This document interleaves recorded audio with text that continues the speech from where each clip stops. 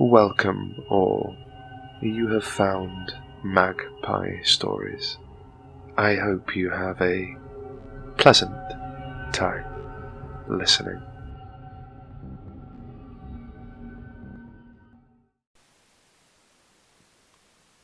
Revelations, Part 1 of 3. The Path to Corruption. Not for the first time, I lie in a bed inside an institution. This time, there is no cure for what I have. The wires lie thick, winding, digging, delving around and through me. I am old and tired, and the voices I have grown used to no longer hold the answers and the comfort that I seek, that I need. I gently flex the old fingers on my left hand. They creak and shoot gentle reminders of my arthritis. The metronome of hospital noises through the silence ticks and clicks off the seconds, moving me closer. The sunlight is diffused by a cheap pastel blind, animal prints all over it, cheerful and kitsch. I look over to the perfumed vase of flowers. They have not been put into water, and the once proud petals are withering and failing. A doctor walked in looking embarrassed and started talking about numbers and the likelihood of survival. Had we been in a different time, there would have been a shift in power. But that time has long gone.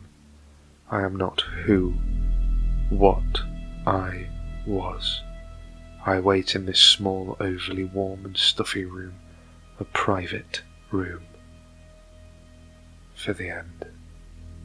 I am not sad, I am not upset, I am resigned to the fate of all men. My time is drawing short, and for a moment the wicked flicker of danger flares behind my eyes. I can feel it at the edge of myself, the old longing, keeping it hidden as I have done for so long. The drugs infiltrate my body, cooling, calming, and inducing drowsiness. I long for sleep and rest, but there is something I must tell before the end, to explain how I came to be where I am, who I am, what I am. I become more delirious, for the first time since my childhood, out of control of myself through medical intervention. Not to worry, I have committed all this to paper and ink, the real story, the story that will tell of the change. I was born in upstate New York, the eldest son of a family of some note. I am told the first few years of my life were lived in comfort and happiness. The amount of happiness you can have when you are looked after by those paid by your parents to love and support you. I have very few vivid memories of that time. The earliest I can recall is a conversation with my grandfather. He was a powerful man, but very puckish, a man who lived life to the full, as coded language for his raging alcoholism. There was a point before he went over the edge that he became incredibly conspiratorial with the 5-year-old me. I learned things a 5-year-old should not. In his way, he was preparing me. Often the conversation would start with a, "Let me tell you about the time." When this was the case, he would rub a mark on his forehead, what people today would call a nervous tic. I learned about our family. I did not understand it all, but knew they were secrets. My parents, aunts and uncles got increasingly cross as I would embarrass them at awkward times with awkward questions. When I asked one of these inquiries that included the word illegitimate to my father, that was it. He demanded to know what was going on. I was in his study, shamefaced, not wanting to get Grandpa into trouble as well, but there are only so many times a young backside and a belt can meet before the truth will out. My father turned ashen-faced and screamed that I was a liar. I was not, but it was hard for people to believe me. It was true that Grandpa had died in the Great War some 20 years previously in a field in Ypres, died a hero's death in Flanders fields. I did not understand the concept of death at so tender an age. By the time I was 11, the Great Depression had well and truly hit, not for families like mine, but for the rest of America. There was talk of revolutions and politics. I still talked to my grandfather, and as time had gone on, several others. I let people know what we talked about and the stories they told me, some happy and some not so happy. I learned the ways of the place.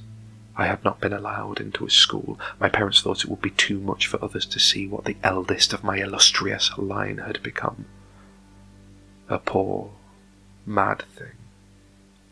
On a chance meeting at the local university, my father, being a patron of the medical sciences, met with one of the colleagues of the university, a colleague of someone called Max Fink. This man was a grad student, poorly dressed and clearly of meagre means, longing to earn his degree and become Dr. Becker, a title he gave himself anyway for the gravitas and prestige, the way the lower class often does. My father had convinced him to come and cure my mania, convinced with the real God of America, the one which we declare our real trust. The first I learned of this meeting was to be strapped down on one of the reclining couches, rubber bit in my teeth as the men hooked me up to wires. Ironically, many in my own country had not yet experienced the joys of electricity. That day I learned to curse it. Arcing waves of pain shot through my body as the bilateral procedure shuddered and shook, trying to remove the demons from my pathological brain. As I convulsed in pain, I began to learn about lies and deceit. For the next 3 months, 3 times a week, the man came, hooked me up and cured me. The first procedure was the only one done in the library, on a reclining couch. After that session we were always in the scullery, it being easier to clean the shit, piss and vomit from the flagstones. For me it was a relief. I remember vividly pressing my head to the coolness of the stones, too weak to scream. After several weeks I learned what those giving me treatment wanted to hear, that the voices were gone. The legions of servants in the house had dedicated roles. My governess and nurse were the people that I relied upon for false affection. It was not long after the treatments that some of the meaner voices came through. One in particular rasped and lisped its way into my dreams. This was at a time where I had not yet learned to control the nature of the conversations with them, the silent and invisible others.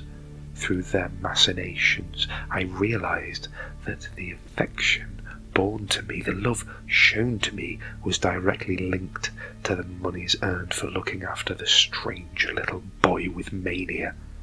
I had a penchant for animals at the time, something that stayed with me throughout my life. I cared for the little creatures, enjoyed watching them thrive and reproduce and ultimately pass away, knowing they were cared for. Innocence is easily lost. To punish and scare away those I found distasteful, the animals I had collected from the grounds helped me with that as my little menagerie grew smaller, one tiny life at a time. The shrieks from the women and the presents left in a pocket or shoe.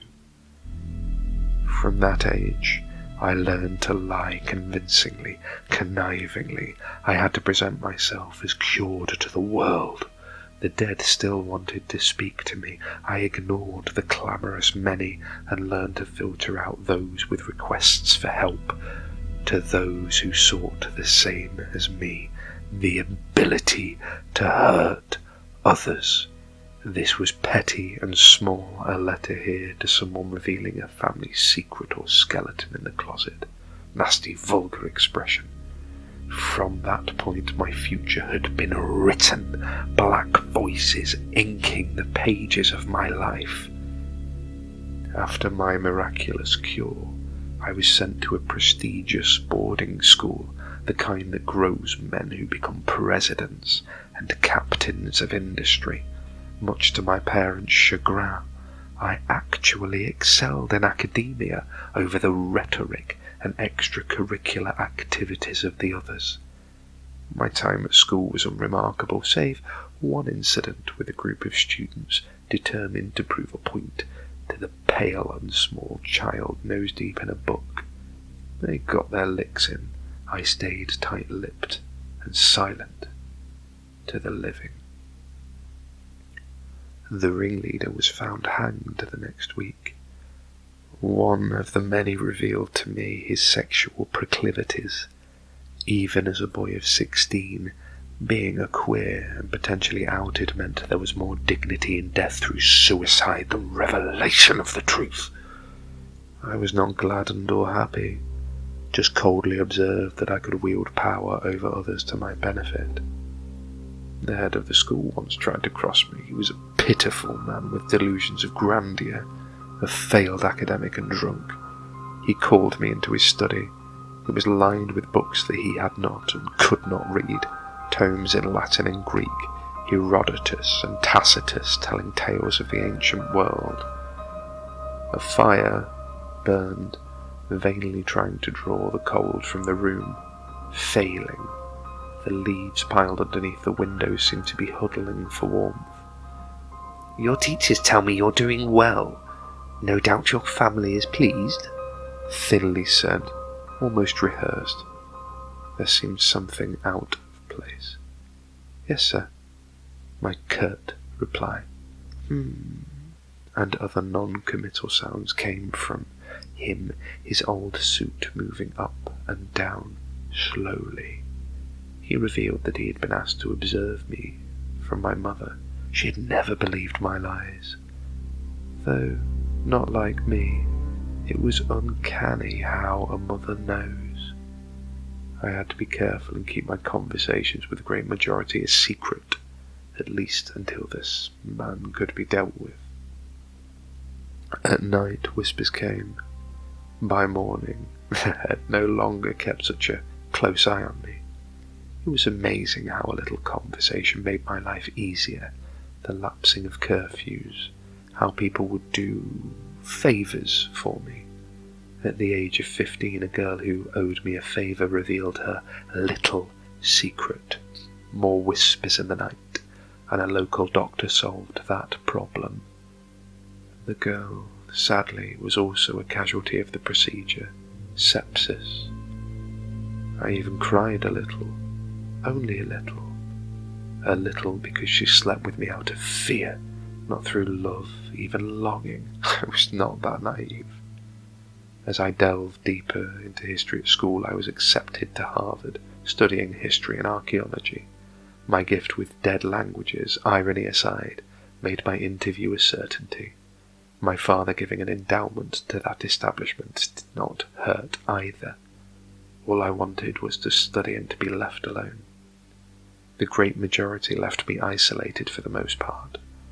I sought guidance now and again. Sadly, my ideal trip through Europe and North Africa was stopped by the Second World War. I had to travel around my own country, to our pitiful history. Remember, this was a time when the native people were still seen as savages, without a history worth studying. I had become estranged from my parents by this time. They looked to families like the Kennedy's sons who were bravely fighting fascists.